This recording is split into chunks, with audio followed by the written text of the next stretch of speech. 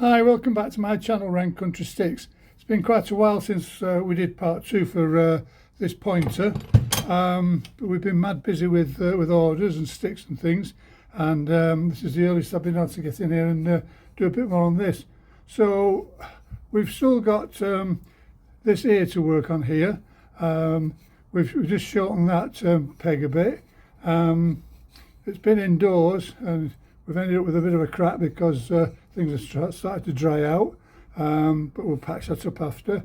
So what we're going to do now is do this here and round this neck off a wee bit. We've got a piece of chestnut here, which we'll probably use as a stick. We've marked off where the centre is, so that's ready for drilling, and peg will drop in that.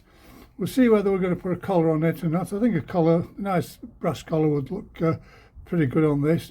And as I say, see how far we can get today. So for now, we'll just carry on with this here a bit.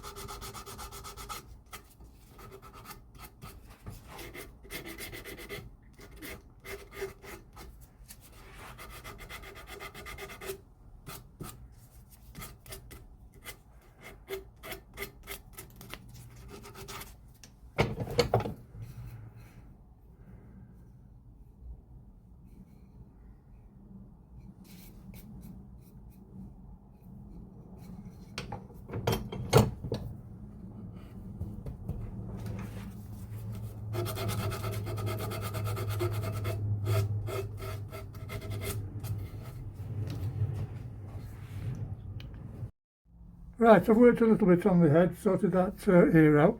I think it's time to drill this and start bringing things together. Then we can take all the bulk off the neck on that and see how we go on. It's going to be a dusty job because we're using these large spiky bits again. So I say throw a lot of dust, but they do work very, very quickly. So I'll set up and I will go over there and drill this hole.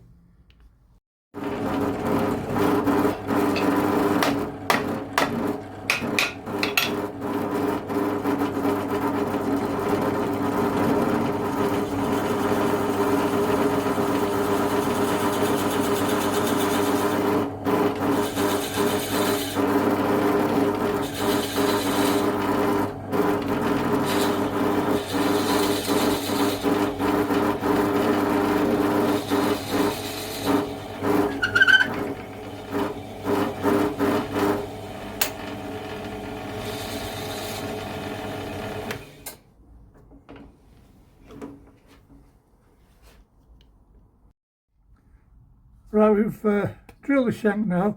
What I've done is put a bit of tape on with a mark on the back. That's where I want this shank and this head to line up, and then just another little mark on the top there. So we always get this in the right place.